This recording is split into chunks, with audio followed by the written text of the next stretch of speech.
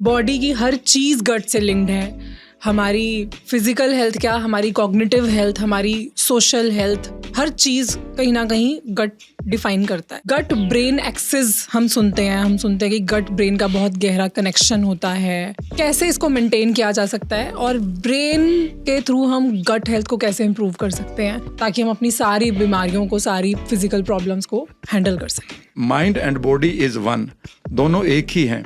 Brain को बनाने वाली जो सेल होती है वह जैसी डेवलप होती है उसके दो सेल्स में डिवाइड होती है। एक सेल आपका गट बनती है और एक सेल आपकी ब्रेन रह जाती है। क्या बात कर रहे हैं आप? Exactly. इसको आप एक बार रिपीट कीजिए जो आपने रिपीट अभी ये बोला है कि जब हम अपने मदर की वोम में होते हैं और डेवलप हो रहे होते हैं जी। तो जो हमारे ब्रेन की सेल है जिससे हमारा ब्रेन बनेगा वह डिवाइड होकर एक पार्ट उसका गट बन जाता है। और ये दोनों के दोनों पार्ट बेसिकली आप ये समझिए कि एक फर्स्ट फ्लोर पर है और एक फिफ्थ फ्लोर पर है, दोनों फैमिली एक ही है। इसका मतलब जब हम कहते हैं कि gut is the second brain, वो एक्चुअली में है क्योंकि it's the part of the same cell. अब तो डॉक्टर्स ने भी कहना शुरू कर दिया और किताबों में लिखना शुरू कर दिया कि कुछ दिन के बाद ये फर्स्ट ब्रेन होगा।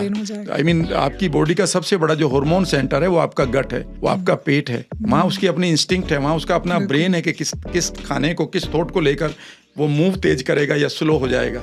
वहाँ पर उसके पास जितनी भी एंडोक्राइन सिस्टम यानी कि जितनी हार्मोन पैदा करने वाली सेल्स हैं जिनको हम EEC कहते हैं, एंटेरो एंडोक्राइन सेल्स, वह आपकी पूरी बॉडी में जितनी है उससे ज़्यादा आपके गट में है। जितने आपके न्यूरॉन आपकी पूरी स्पाइन में है उससे ज़्यादा न्यूरॉन्स आपके गट में है। और ये दोनों एक ही हैं। So whatever happens to one naturally happens to other. Gut and brain are like twin brothers, जुड़वा भाई की तरह ही। जुड़वा भाई